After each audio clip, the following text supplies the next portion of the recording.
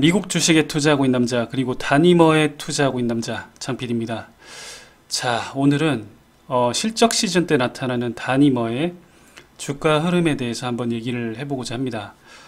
자, 시작하기 앞서서 어제 다니머의 주가 흐름부터 좀 살펴보도록 하겠습니다. 어제 좀 흐름이 많이 안 좋았죠. 그래서 한 7% 가까이 하락을 해서 13달러 42센트, 13.42달러로 마감을 했습니다. 그래서 좀 최근에 흐름이 계속해서 안 좋아지고 있는데요. 이건 여러분들도 좀 짐작은 하셨겠지만 지금 현재 실적 장세로 돌아섰습니다.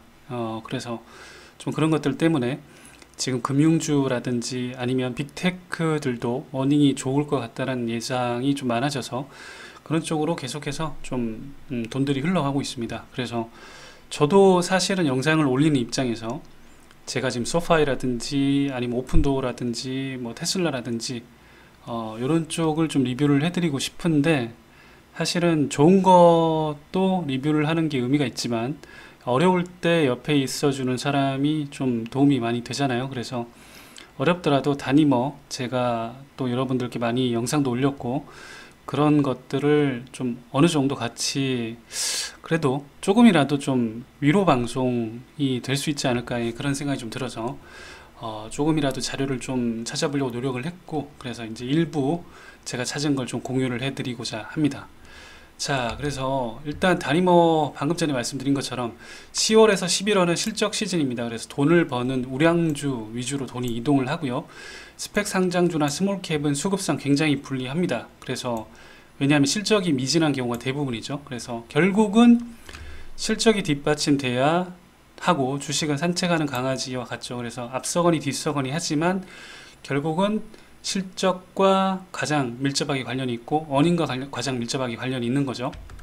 그래서 그동안 다니머의 좀 주가 흐름을 시적 시즌에 어떻게 좀 변동성이 커졌는지 한번 살펴보면 일단은 1Q 실적 발표 시기에 한번 돌아가 보도록 할게요. 5월 초순의 최저점이었습니다. 그때 5월 6일 경을 왔다 갔다 해서 이때 이제 최저점 15.38달러를 찍었고요.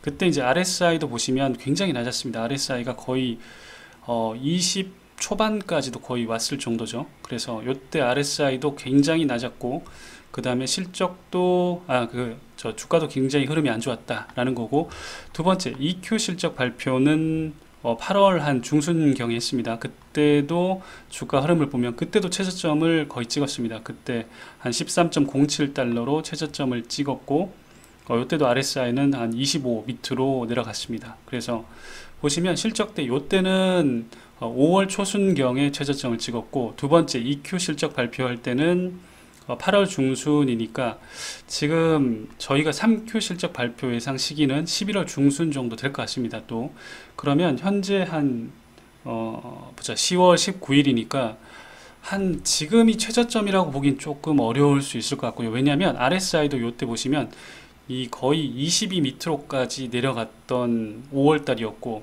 8월 달에도 보시면 25 밑으로 내려갔습니다. 근데 현재는 지금 보시면 아직까지는 RSI가 25 밑으로 내려가지는 않았어요. 그래서 지금 제가 어제 키움 기준으로 봤을 때는 30 초반이었고요. 거의 30 정도에 걸쳐져 있었고 그 다음에 나스닥 쪽에 다른 지표를 보니까 28 정도까지 내려갔다라고 하더라고요. 그래서 지금 저점을 잡는 지표는 여러분들 RSI가 20 초반대, 다니머 같은 경우 20 초반대가 거의 20 초중반대가 거의 저점으로 보입니다. 그래서 그거는 참고 정도로 하시고 일단 시기로 봤을 때는 아직까지 이게 최저점이라고 보기는 조금 어려울 수도 있을 것 같습니다. 그래서 시기상으로 한 11월 초중순쯤에 아무래도 최저점을 찍지 않을까. 그리고 그 지표는 RSI를 좀 참고를 하시면 좀 좋을 것 같다 이런 생각이 좀 들고요. 자, 그 다음에 저는 그럼 이번에 어떻게 물론 이게 지금 굉장히 안 좋은 상황이고 그런 것들이지만 요거 먼저 좀 말씀드릴게요.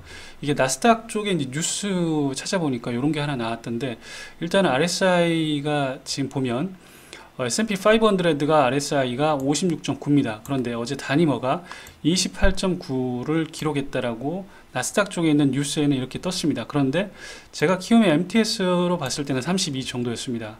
그런데 이제 일단 뭐 요거는 좀 시차가 좀 있을 것 같고요. 그래서 28.9니까 사실 이 정도면 과매도 구간으로 인식이 되죠. 30 이하는.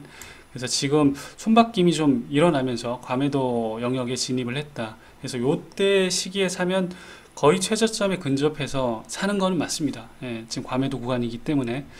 자, 그래서 일단은 뭐 손실은 손실이고, 저는 그래서 이 구간을 어떻게 좀 활용을 하려고 하냐면, 그러니까 손실이 나쁜 거는 분명한 사실입니다. 이 뭐 손실이 좋다라고 얘기를 하는 건 절대 아니고, 하지만 손실 구간도 활용을 해서 양도세 세금 감면을 받으면 또 어느 정도 손실을 커버할 수 있는 좀 툴이 될 수 있는 거니까, 지금 다행히 저는 뭐 테슬라가 좀 수익이 좀 많이 났습니다. 그래서 일단 테슬라의 수익을 연말에 제 손실액 지금 아마 내일이나 이번 주 중에 조금씩 이제 매도를 단위머를 해서, 그렇다고 영원히 매도는 아니고요. 당연히 다시 살 겁니다. 그런데 손실액을 확정을 시켜야 되기 때문에 일단은 지금 현재 대략 손실액을 계산을 해보면 한 2,200만 원 정도 되겠죠. 그래서 요 손실액만큼 나중에 이 테슬라 주식을 이렇게 바로 이제 팔았다가 또 테슬라 되살 겁니다. 그래서 이렇게 될 경우는 양도 차익을 2,200만 원만큼은 양도 차익으로 남길 수 있기 때문에, 자, 이 2,200만 원을 양도세 세금 감면 금액으로 따지면 대략 한 500만 원 정도가 됩니다. 그래서 지금 현재 단위머에 나고 있는 손실을 활용해서, 그러니까 이 손실 자체가 좋은 건 아니지만 그래도 우리가 이 과매도 구간에서 일단은 좀 활용을 하고, 그 다음에 나중에 상승할 때, 지금 어차피 전 되살 거니까, 그렇게 좀 활용할 수 있는 방법이 좀 있을 것 같습니다.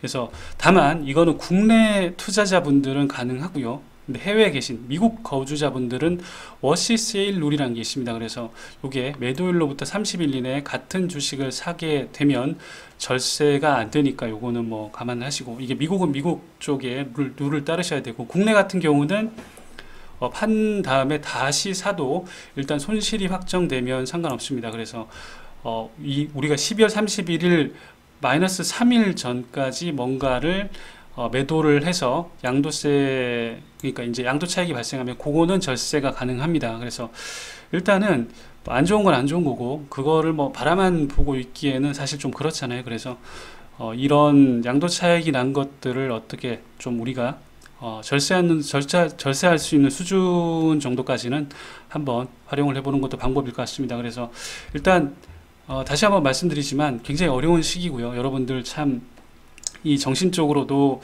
참 이게 너무 지칠 수 있는 구간인 것 같아요. 이게 한두 번도 아니고 분기마다 계속 찾아오니까. 그럼에도 불구하고 지금 파시는 거는 그렇게 좋은 선택은 아닌 것 같아요. 다만 절세를 하기 위해서 팔고 되사는 방법 정도는 또 괜찮을 것 같습니다. 그래서 요때 나중에 너무 힘드시면 이렇게 RSI가 어느 정도 좀 올라왔을 때 요런 시점에 어느 정도 비중을 줄이는 것도 방법일 것 같아요. 제가 뭐 단위머를 커버를 한다라고 해서 여러분 단위머 무조건 끝까지 들고 가셔야 됩니다, 이게 아니고, 다시 한번 강조드리지만 스스로 감당할 수 있는 수준 정도까지만 들고 있는 게 가장 좋습니다. 그렇기 때문에 이렇게 상대적으로 이 RSI가 이제 올라왔을 때 그 시점에 어느 정도 파시고, 이런 지표들이 그동안 어떻게 움직였는지 좀 참고를 하시면서 조금 과매수 구간에 약간 정리를 하시고, 내가 이거는 변동성이 40% 50%는 너무 왔다 갔다를 많이 하니까 그 정도를 내가 감내할 수 있는 수준 정도의 금액 정도로 들고 가시는 게 가장 좋습니다. 자, 그래서 오늘 힘든 시기지만 여러분께 좀 함께 투자를 하는 사람으로서 제 생각을 좀 간단히 말씀드렸고요. 오늘도 여러분들 투자의 건승을 기원하고 또 긴 얘기 또 들어주셔서 감사합니다.